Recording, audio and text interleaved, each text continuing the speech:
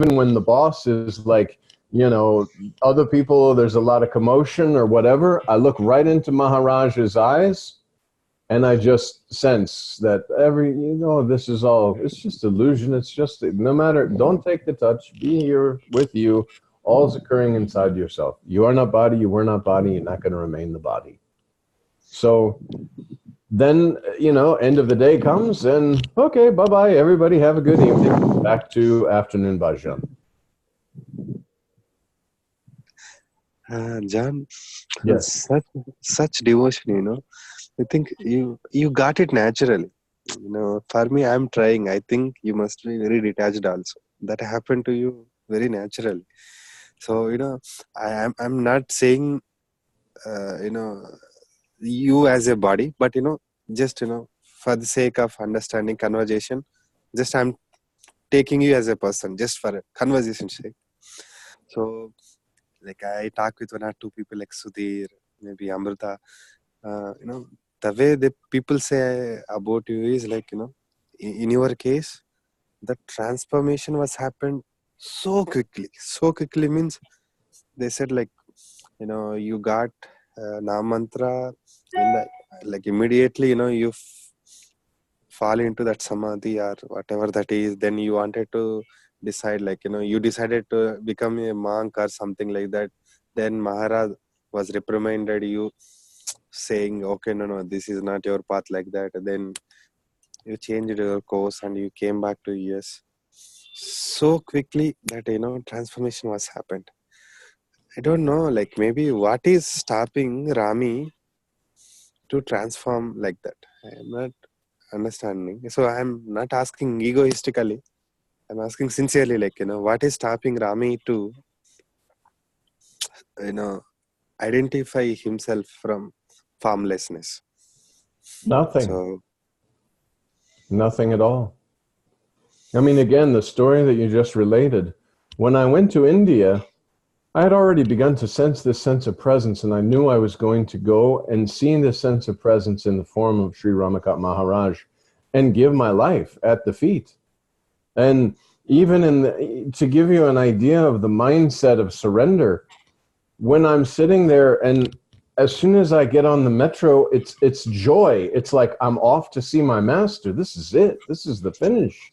And whatever is happening or doing, and then as I'm on the plane, and see, selfless self was already, something was happening very beautifully where it was like, I don't like to eat vegetables, but the ashram is going to serve vegetables probably. So what did I do? I got on the plane and this thought came, whatever they put in front of you, try it.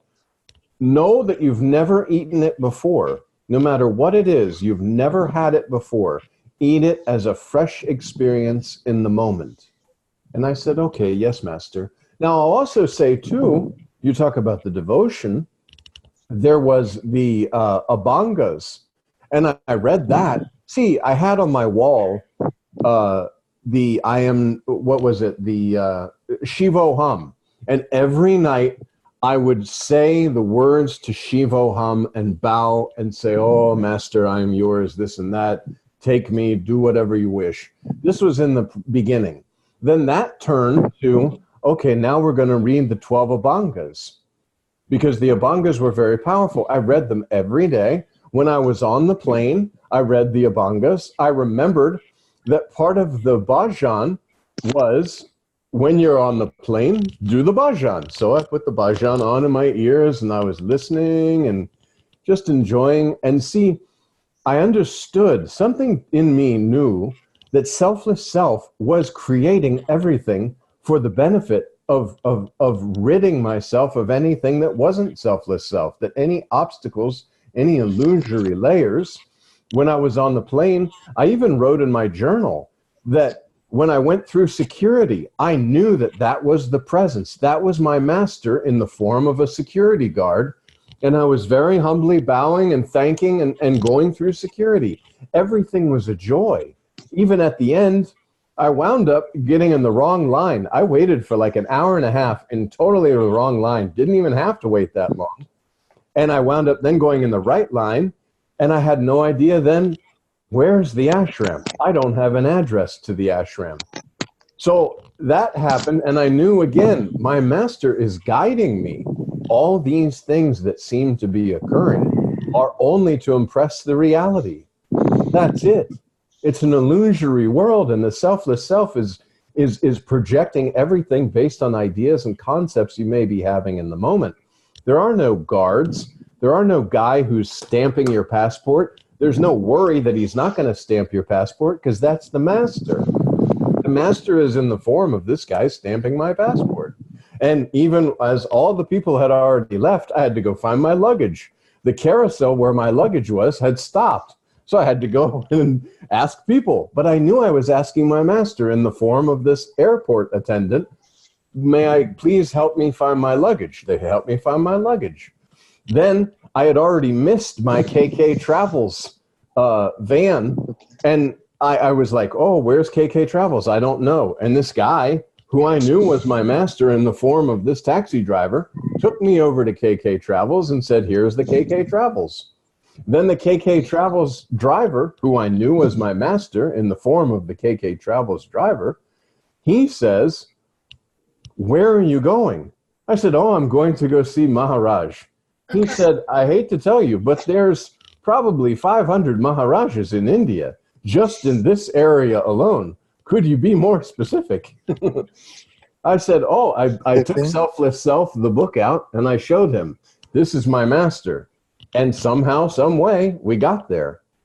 So when you ask how this devotion happened, it was spontaneously, just Selfless Self was just doing everything. You can go all the way back to the passport. When I told Maharaj I was coming to India, I didn't have a passport. Once I told him I was coming, I went, I got a passport. One day I'm listening to bhajans. I walk up to the mailbox without even thinking.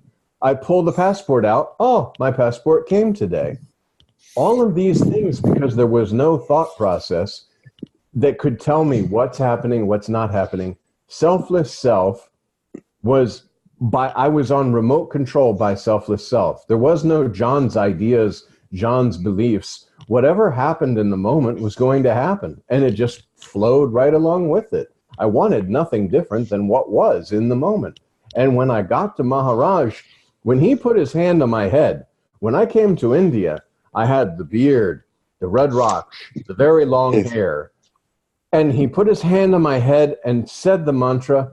And immediately I started mantra, mantra, mantra, mantra, mantra, mantra. And I wound up going to the hair place and saying, cut my hair, shave my beard. And they gave me a very nice face massage and all this. And I came back just a couple of hours later with no beard, no long hair, no nothing. And this just, like you said, I don't want to call it samadhi because it was just, Selfless Self was just, that's all there was. Everybody I met was Selfless Self. Everything that was occurring was Selfless Self. All of the incidents that happened at the ashram, even the food poisoning. You talk about, when I went there, I got horrible food poisoning, and I told Maharaj, I took the beads off. I used to feel the presence of God, or now I understand the presence of Selfless Self. I took the beads off, and that presence is very angry with me. But if I accept this thought, I'm done. That's the end of the journey. Because I'll always have to have some kind of material support to be with my Selfless Self. And he agreed, and I did not put the beads back on. Even though I got horribly sick and all that, I used mantra instead of the beads, because the mantra wasn't a tool. I was inviting the attention of the invisible listener, and I was telling basically Selfless Self, my life is yours. If you desire that I have food poisoning in this moment, then I have food poisoning in this moment. If you desire that I dehydrate and die, I dehydrate and die. I am yours. And with that, and see, when you're at the ashram, Master is arranging everything for your benefit, every single, even the cockroaches and the little geckos on the wall. That's the Master. And your reaction to it, are you going to react like a body and be like, oh, there's a cockroach? Or are you going to know that that's my master? My master is in the form of this gecko, and it's beautiful. The same essence that's in me is in that. And continuous. And I had talked to another devotee that had come in after that. And I told him the same thing, because he didn't like the fans and the mosquitoes and all this stuff. I said, you don't understand. The mosquitoes, everything, it's all here for your benefit, to test your mind, to test you, to see, are you really wanting to know yourself up to and including leaving the body form? And if things like when I went into shower, some days extremely hot water, some days extremely cold water, if I would have taken the touch of that, I would have had a horrible experience. Instead, when it was scalding hot water, I would just mantra, and somehow, some way, the shower was taken. When it was freezing cold water, mantra, somehow, some way, shower was taken. I did not take the touch of anything because I knew that everything that I was seeing and everything that was there was for the benefit of remaining with selfless self, convincing the mind that, oh, so that I, having that spontaneous conviction. And as it was told, I walked around Nashik just in a daze. Basically, I walked like 10 kilometers into this area where they had like people living in the ground and animals were just walking all over the place. And I had no idea where I was. And I got on a little, those little things, I forget what they're called, rickshaw. And it took me back. And when I told Maharaj, he's like, oh, no. Especially during Kumbh Mela, don't be wandering all over the city. That's not good. So I didn't do that again. But see, whatever the mantra, whatever selfless self, whatever the mantra was doing, I just allowed. There was no resistance because there was nothing here that could provide resistance. And I walked and I did everything and just moved about. And there was just no concern for personal safety, for personal self, for nothing. My master was creating the experience for me to absolutely, completely have that conviction so that I am that. This body form, I am not. This sense of presence is the closest thing that I can say of what is myself. And even that is an illusion because I was prior to the presence, because I can experience that presence. That means like, like whatever the thing is being described now, so we can see that egoistic actions are stopped. So everything is accepted, whatever the way form it is being happening. Yeah, there was nothing to form a resistance. There was no more anything left to form a resistance to what is. So this is even started before coming to India. So when, I don't know, is there any particular how, that tells how to get rid of this ego? I know this might be. There's no ego at all. There's no ego at all. That's the truth. But how come, I like react to the things happening in the surroundings? So I take. Because you still believe the world's true. You still believe you're a body and that the world is true. The world is not true. It can do nothing to you. You're the formlessness in which all of this is occurring. When you take the touch of being a body and you say, this body is me that's experiencing these things, then the mind will reinforce this through thoughts about you. But that is not true. And there comes a time where there's a holding on and there needs to be a letting go. Just like the beads in my case. The beads were the holding on. And you're saying, I understand that this is the truth, but then things come up and I get distracted. That means I understand it's the truth until I'm presented with a doorway into the truth, and I see it as an obstacle rather than as an open door inside the formlessness that you are to walk out of the dream. Okay. Because it's not real. And you're still convinced it is, otherwise the things wouldn't be bothering. Because there's literally no one there. Okay. And No, I don't have any doubt about that. There is no particular I. Still, somehow attachment is there. See, like whenever I meditate, try to understand with thinking, there is no I. Just this language constructs in the form of words. They will flow. So some sense will happen. Like it could be visionary or it could be audio related.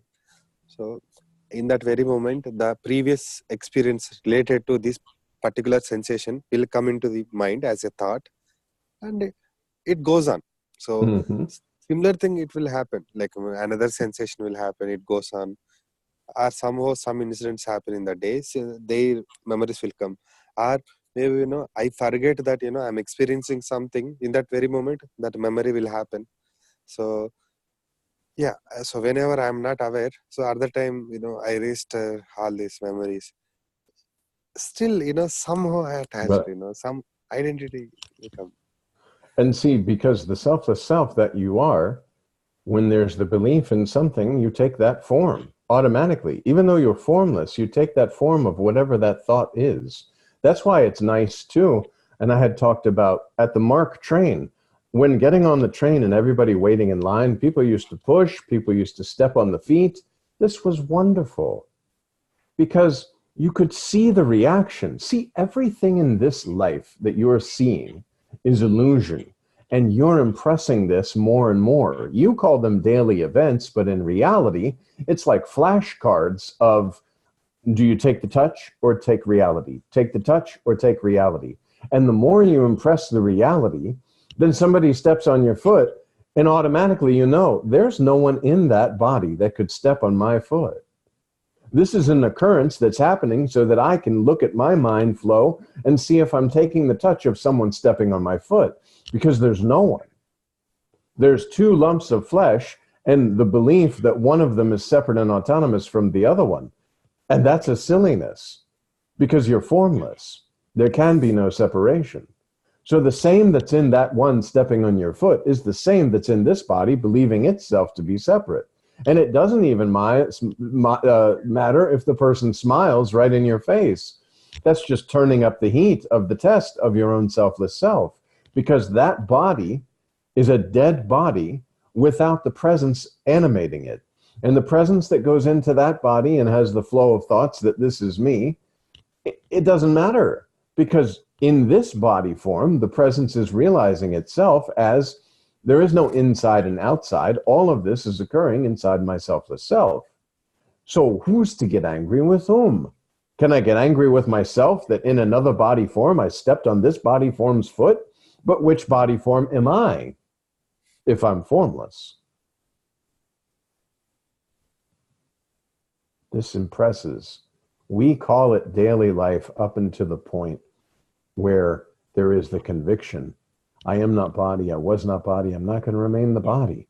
Then all these things that the body is seen going through are just to release you from the concept of being a body. That's why the mantra is so beautiful, because it's the thought train of I'm somebody that impresses you in the limited body form. You truly believe that this is happening to me, that I matter, that this is my stuff and my life and all this. It's just not true. But the mind, impressed with this idea, this egoistic sense, creates this in your experience.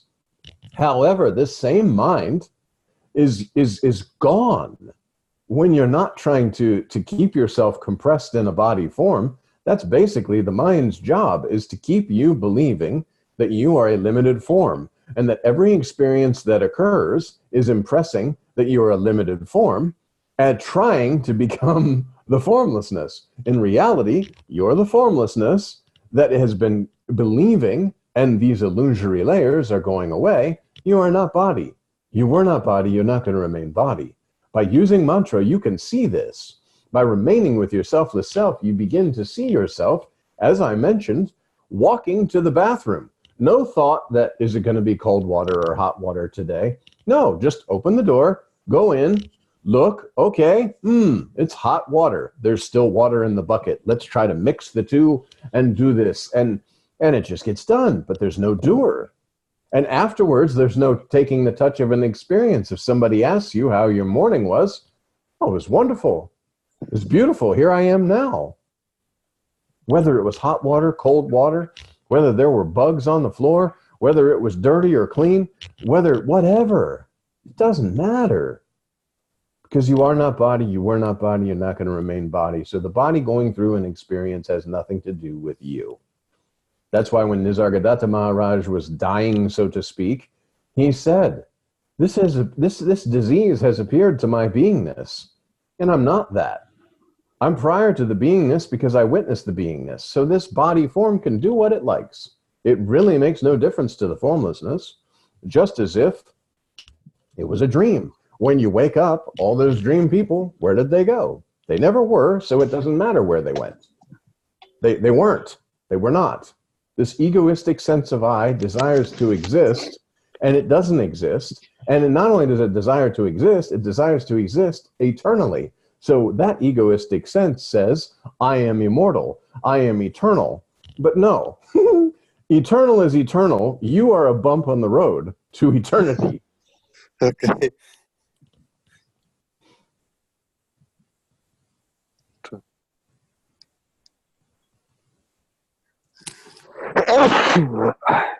Sorry. Yes, bless you.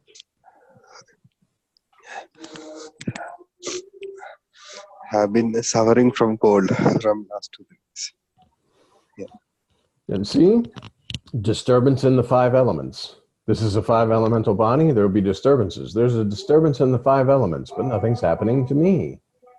I remember the first time I ever walked outside and it was raining, and I could feel the raindrops on my head, but there was no sense that they were actually hitting me. It was like I was in an underhang of some sort. You could feel the raindrops, but they weren't penetrating. I wasn't feeling them. This body was getting rained on.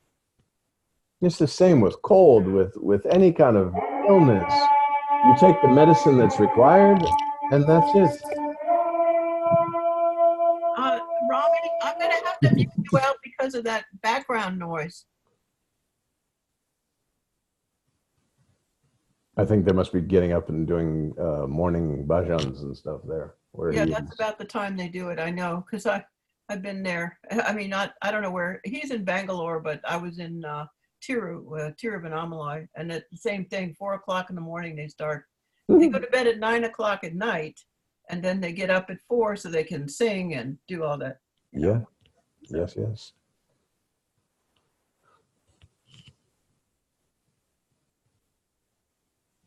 It's not nice though to mute him. I mean, I don't know. It's okay. I guess he can unmute himself, right? Or no? Yeah, he can. Yeah. Oh, okay. I just wanted to let him know because I can do it from here, but Okay. you know, I just wanted to because it was getting till a little loud. But if he wants to talk, he'll just unmute it. Okay.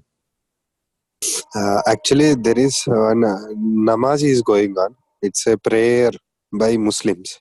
Okay. So, yeah, I think it will last for a few minutes. No problem. I'll mute myself till it finishes. Okay. However you like, it's fine. It's. Yeah.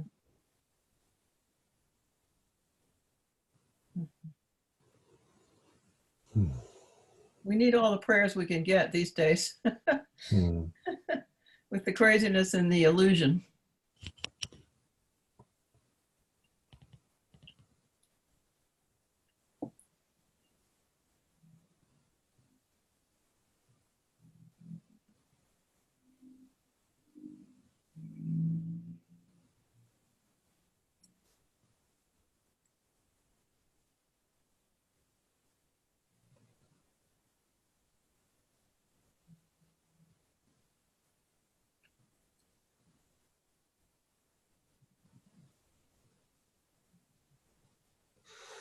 Whenever this kind of sickness comes, then this thought pops up, like there is a lot of suffering, okay, in that sickness, or whenever something bad happens, there is a lot of suffering.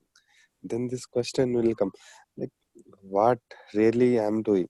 So why am I wasting all these things?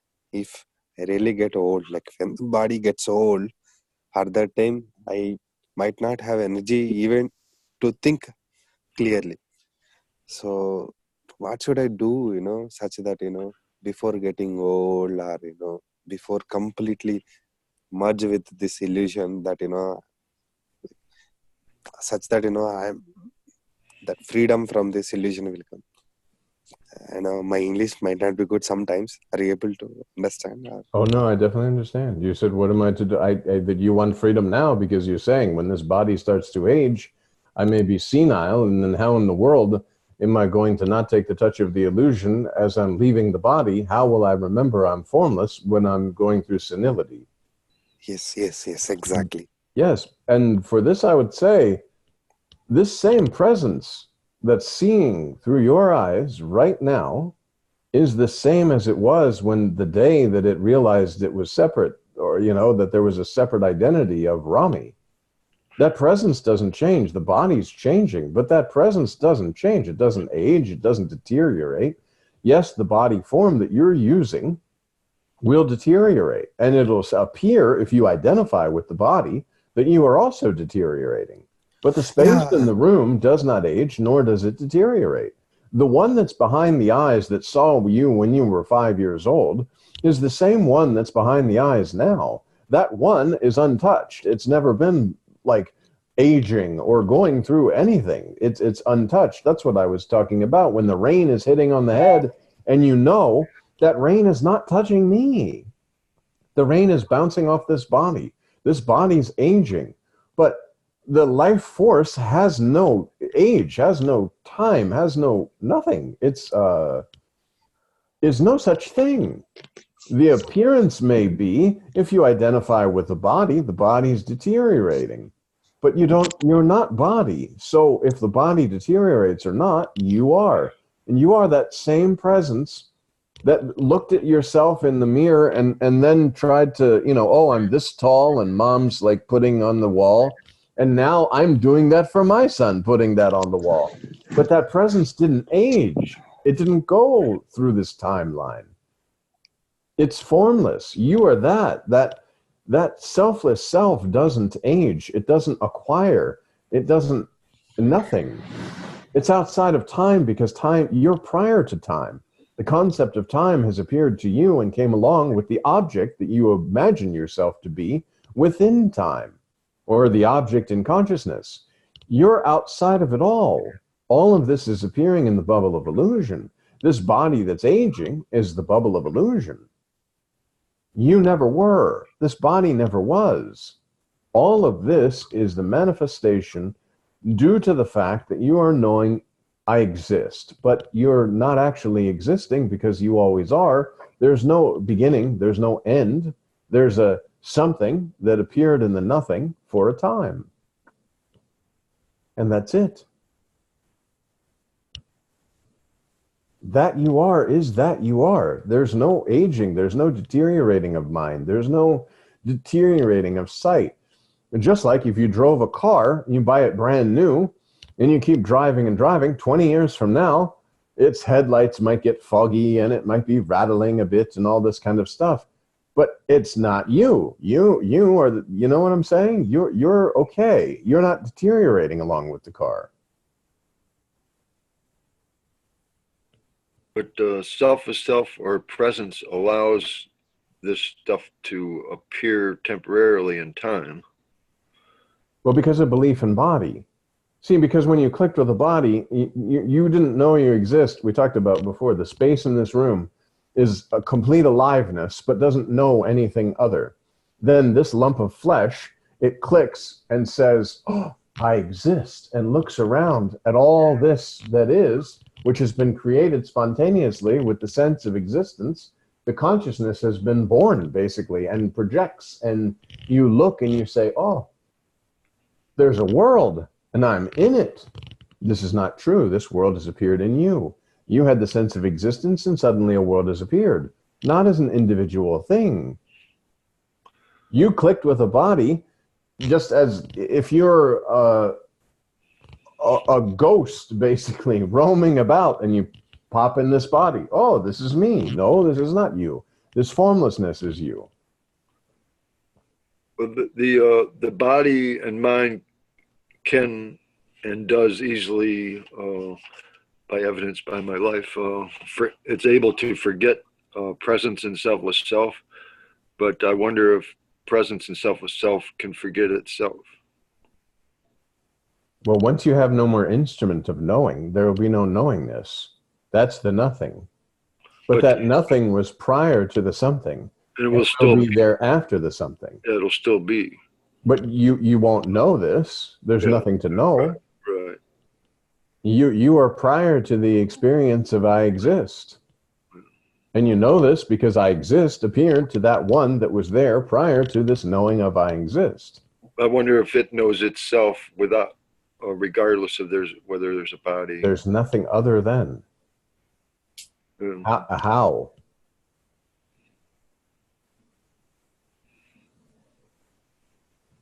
This concept of being in a body form is the same as you in a dream. You're formless in a dream. You're laying down. You project a dream world and you create little bodies and you become a body in your dream until you wake up. And then you know it's a dream. This is the same. Consciousness has projected this entire waking world and you've assumed you are an object inside this consciousness, and that is not true. The objects in consciousness come and go. They appear and disappear. The consciousness is the I exist and projection, but you are not. You are none of these things. None of this actually ever happened or ever will, nothing. Because the formlessness, again, Maharaj talks about, there's nothing, and this something appears, and then it goes back to nothing. Nothing, something, nothing. Something came out of nothing, and then we'll go back to nothing.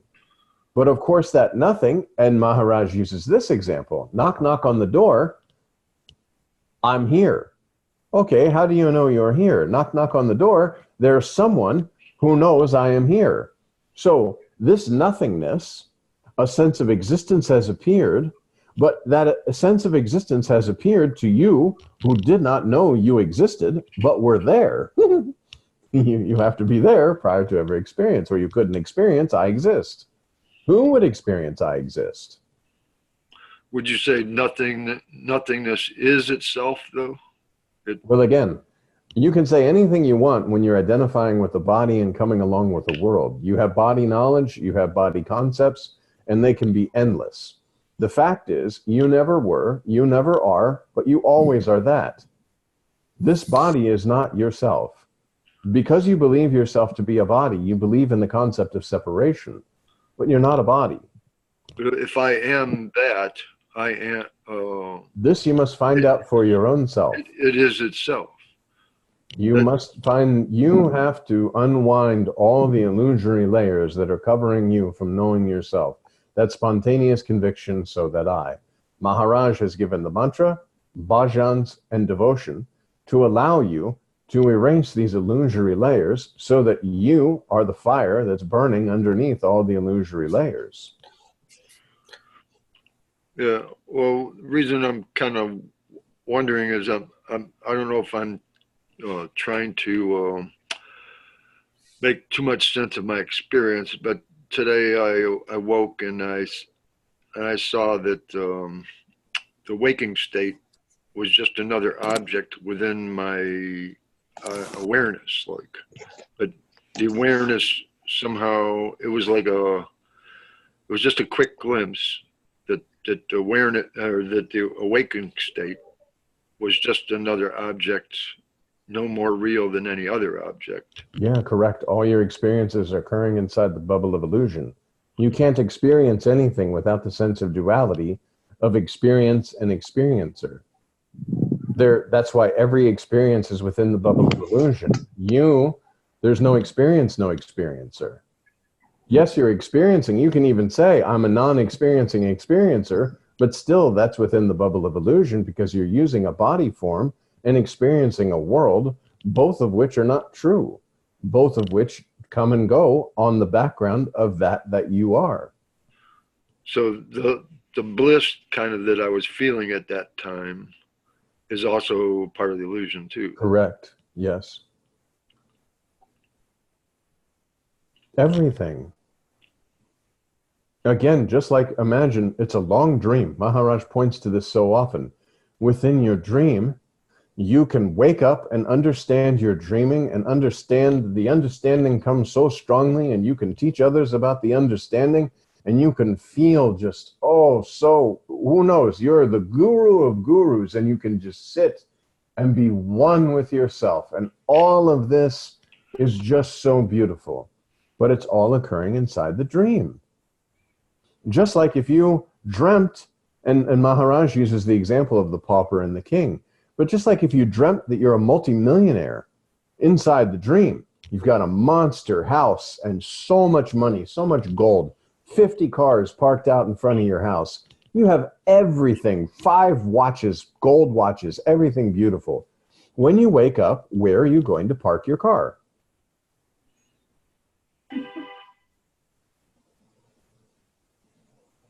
That's the key. So, How do you take anything out of the illusion with you? How do you take your car? You might be living in a box, and in your dream, you're in a mansion. What can you take? You say, oh, you know what? Just this one thing. Just if I could take this one gold bar, I wouldn't have to live in a box. But you cannot, because it's not true.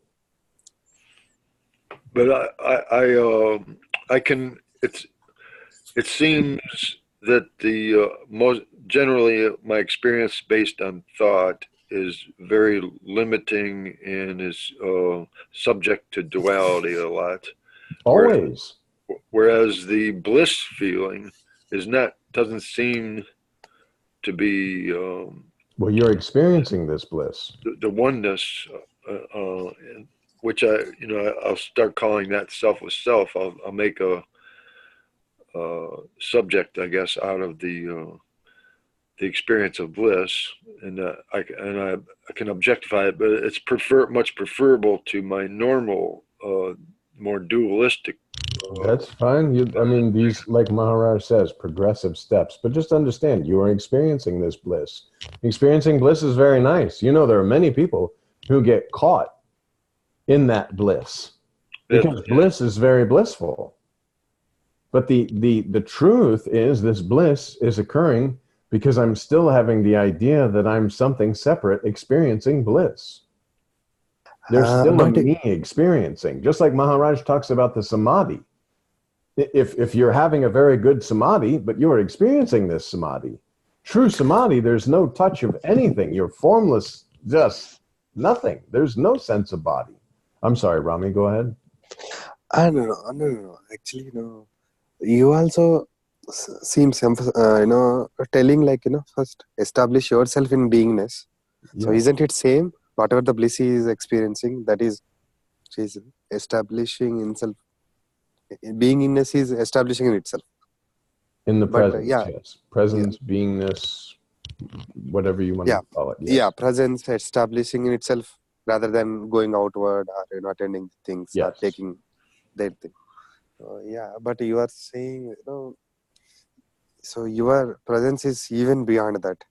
But all of you, like it would be Vishrata Maharaj, or I don't remember Ramakant Maharaj saying like that, but you are maybe Krishnamurti, everybody say like, first, you establish yourself in the beingness, then it will transcend itself. But no, again, you are here, when he's trying to establishing there, then you are saying that, no, that is not, and you are pointing to that also.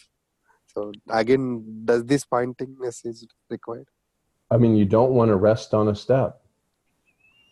You know what I mean? If you're climbing up a step of 500 steps and you take a rest, it's more tiring to keep walking. Maharaj will cut very quickly when he says prior to beingness. A lot of the answers to his questions are, was mantra there prior to beingness? No. Will it be there after leaving the body? No. Okay, so mantra you discard. But of course you use mantra to invite the attention of the invisible listener. And yes, Nisargadatta Maharaj says you establish in the I am, the sense of presence, sense of existence, just I, just I. And that will pull you in. And the pull you in is the object. You're objectifying then this presence. This presence is something that can be known.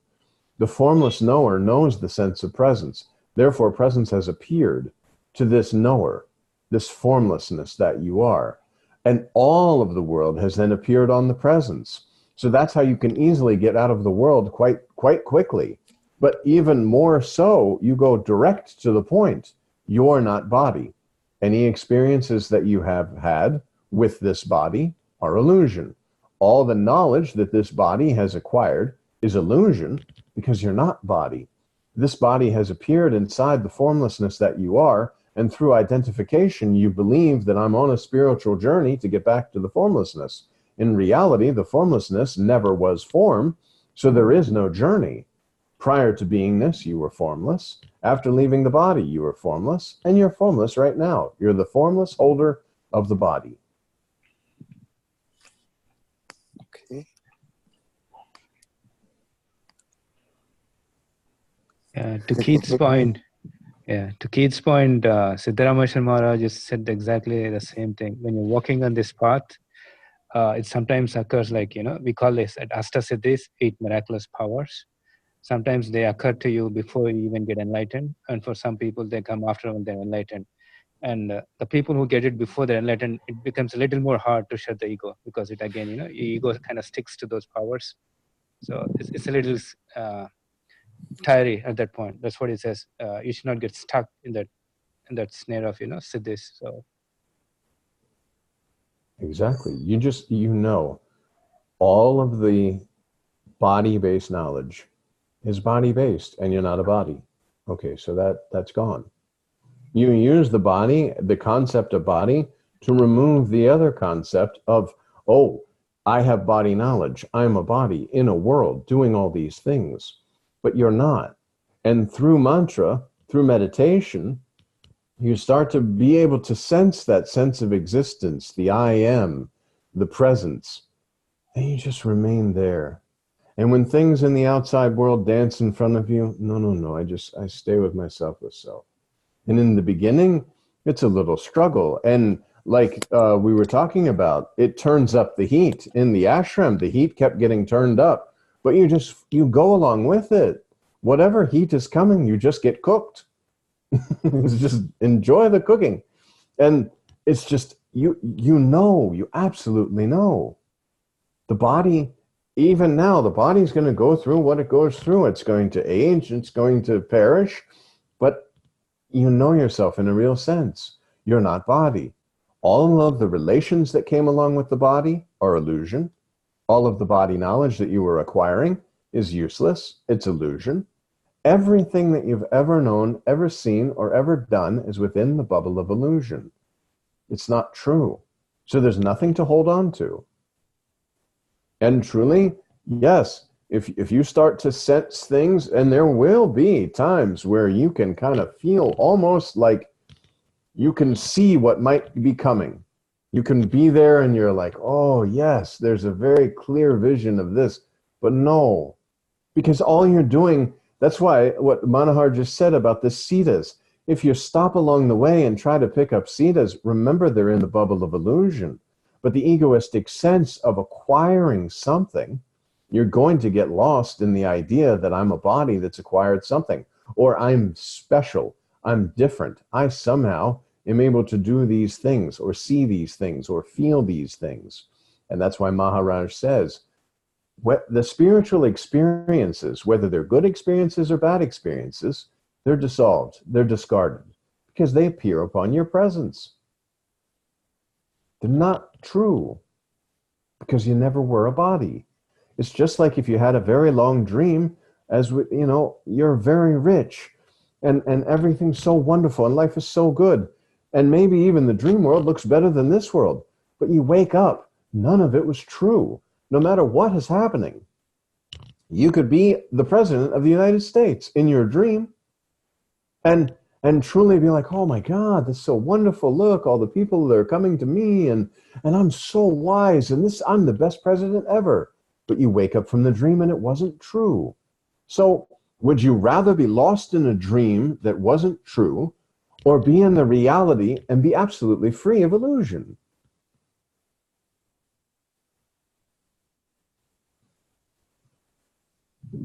Okay.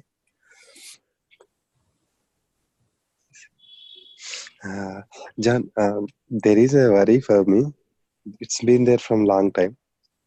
That worry is, people talk about too many, like some great experiences. They see their masters.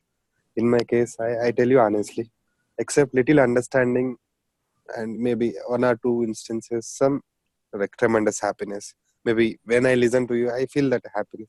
Apart from that, I don't get any experience.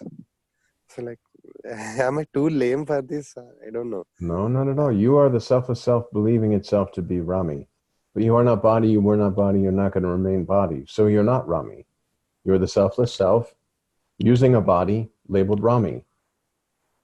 It's a doll made of the 5 elements, and you're animating it. But you're also animating Kathleen and John and Keith and Manohar and Sandra and anybody else that you meet. And see, you have to impress this because you keep thinking that people are separate. So you're going to behave in that way. And you're going to take the advice of the mind that you've been listening to as yourself for so long. But the mind is just a flow of thoughts. If you believe you're a body, you're going to pay attention to the body-based thoughts. If you know yourself as the formlessness, or even now that you've been told, like Maharaj says, you have to have complete trust and faith in the master. Master says you're Brahman, but then you say, oh, how can I be Brahman? Well, how can you be Brahman as it's reality? You are not body, you were not body, you're not going to remain the body. So now you impress this in your daily experience instead of thinking that, okay, today I'm living life. No, today I'm impressing my formless nature on myself. Master says I'm not body, I'm not body. See, that's another thing you asked. How did suddenly there was no ego sense and just flowing along with life? Because the master, the presence that I felt was now in the body form of Sri Ramakant Maharaj and spoke very directly and said, you are not body, you were not body, you're not going to remain body. And at first, even the egoistic hearing of what he was saying, I directed it as, it's for me. And that was kind of interesting too, because he kept saying, you don't need to go to any other masters. You don't, and I thought for a second, I thought, wow, this guy is trying to sell me on not going to any other but it's not like that. He's saying, you're awakening your own selfless self, your own inner master. That's the master. I'm not master. The inner master that's in you is the same inner master that's in me. And you don't have to go anywhere else, because if you go somewhere else, this inner master is no longer being worshipped and pleased. You're going to go to some other exterior master. And if you believe you're going to an exterior master, then you've kind of lost again and said, I'm a body that's going somewhere to an exterior master. When you know yourself as the selfless self, where are you going to go? How can you go anywhere? Everything's occurring inside yourself. So what master is there other than your own self? There's not. There's nothing. You cannot.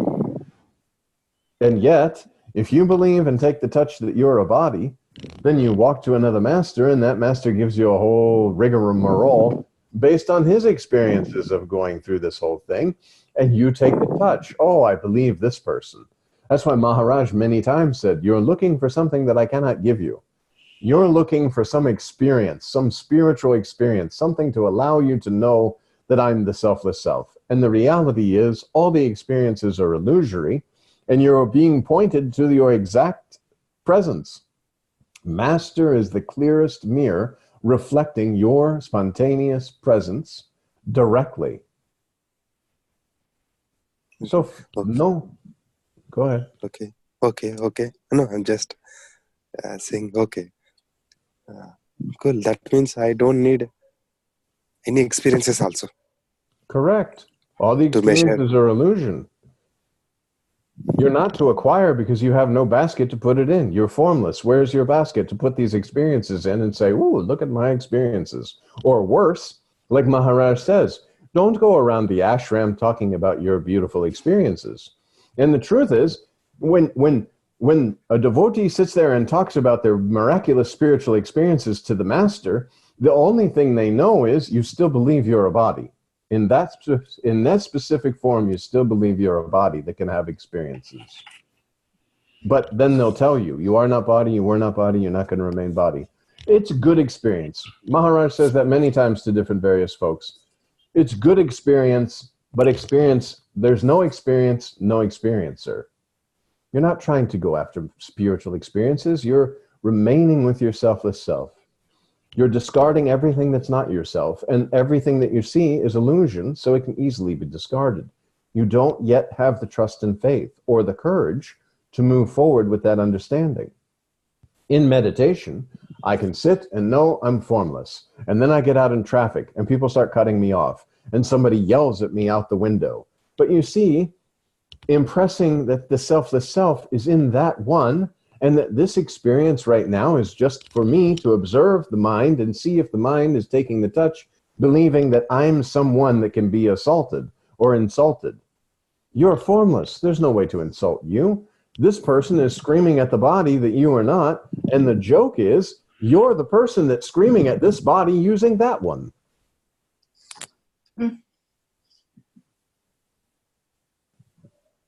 And then you take the touch, and the mind flow starts. Oh, that bad person, I don't like them. I get back at them. And it's silliness. It's absolute silliness, because it's not true. It's the same as if you were fighting and getting into fights all the time in your dream. Every night you went to sleep and you got into fights. And you're like, oh man, this life is so rough. I get into fights all the time. But you're in your dream. Who's fighting who? What's happening in reality? Nothing's happening. But you're in a bad mood because you got in a big fight with somebody in your dream. You wake up in a very bad mood. I'm identifying myself, so and so are that particular person. That's why, those reactions are coming. So and just know, observe your mind. Observe the flow of thoughts. All the thoughts.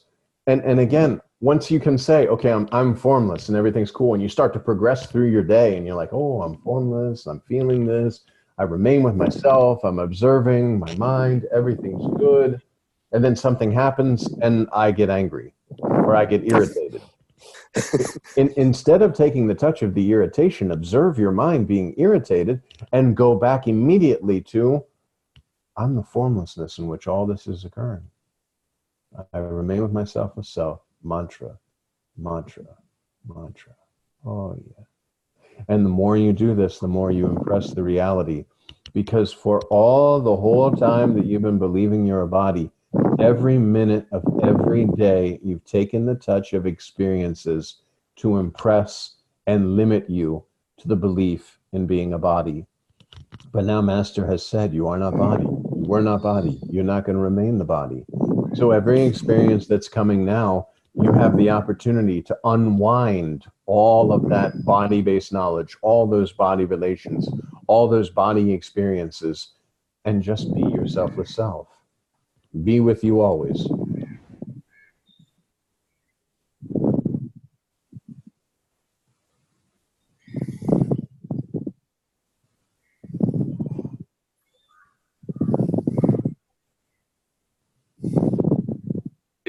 It came to me today. It can be presence can either be created or destroyed. Just made me think of Einstein, how he was pretty insightful guy.